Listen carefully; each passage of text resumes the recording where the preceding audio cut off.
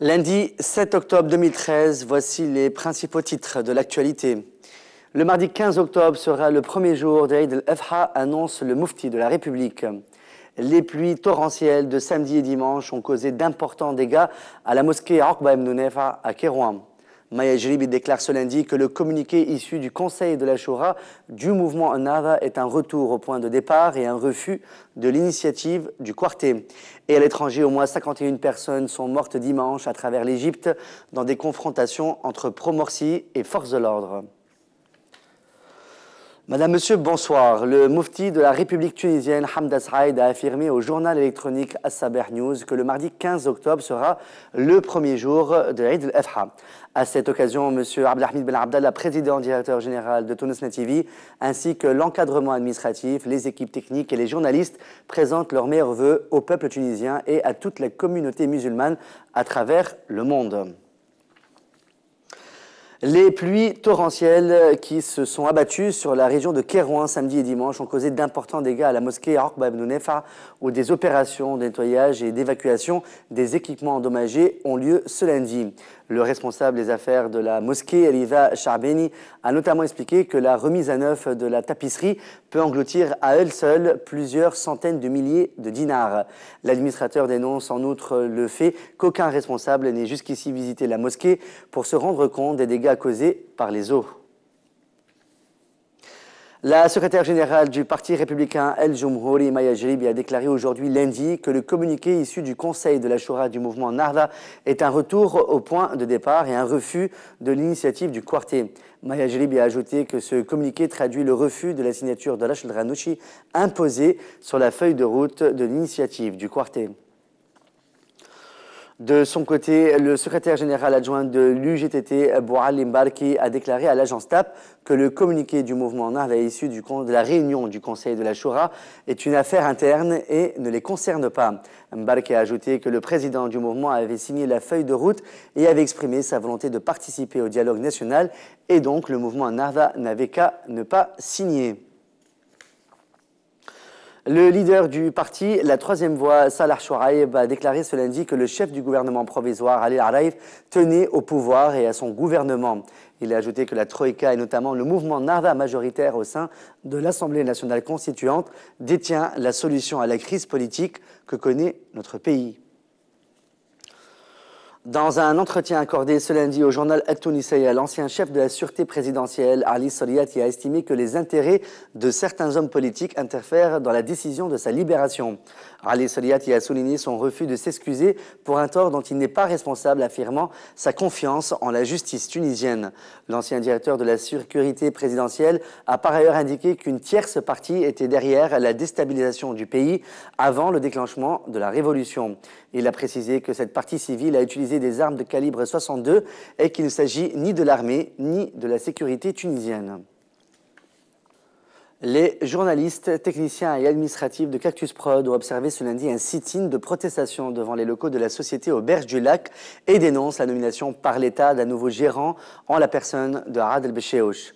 Le secrétaire général du syndicat de base de Cactus Prod, Semi Ben Nour, a expliqué que le responsable nommé n'est pas étranger à la société puisqu'il en était le conseiller juridique à l'époque où Cactus produisait des émissions pour la télévision nationale. Semi Ben Nour affirme que Arad El-Béchéouch s'ingérait dans le contenu des émissions et en censurait une partie et que le personnel compte l'empêcher de prendre ses fonctions. Des chauffeurs de taxi ainsi que les chauffeurs des TUS sont observés ce lundi à un sit-in devant le siège de la société de transport à Tunis. Un nombre assez élevé de chauffeurs est venu manifester contre l'anarchie que vit le secteur. Selon des sources, ces chauffeurs seraient mécontents de la prestation du ministère du Transport qui n'a pris aucune décision pour réguler les problèmes que connaît leur secteur malgré les lettres qui lui ont été envoyées depuis le 15 août. Les chauffeurs menacent de passer à des grèves de la faim si leurs revendications ne sont pas satisfaites. Dans un entretien accordé au journal El Bayen paru ce lundi, le PDG de la Société tunisienne de l'électricité et du gaz, Tahar Laribi, a annoncé la fin de la facture intermédiaire, soulignant que cette procédure a pour but de simplifier la donne pour les citoyens afin qu'ils puissent mieux examiner leurs factures. Par ailleurs, il a précisé que la nouvelle facture sera trimestrielle. Dans l'actualité internationale, au moins 51 personnes sont mortes dimanche à travers l'Égypte selon des sources proches des services de sécurité lors de l'une des journées les plus sanglantes dans ce pays depuis le renversement du président Mohamed Morsi le 3 juillet. Des milliers de partisans des Frères musulmans, organisation désormais interdite, ont bravé dimanche une mise en garde des autorités contre toute manifestation hostile à l'armée en cette journée marquant le 40e anniversaire du début de la guerre de Kippour contre Israël. Le gouvernement avait prévenu samedi que tout manifestant serait considéré comme un agent de l'étranger. Dans une allocution prononcée en fin de soirée à l'occasion d'une cérémonie officielle, le chef d'état-major de l'armée, le général Abdel Fattah Sisi, a déclaré « De nombreuses personnes pensent que l'armée égyptienne peut être brisée. L'armée égyptienne est comme une pyramide, mais elle est une pyramide parce que le peuple égyptien la soutient ».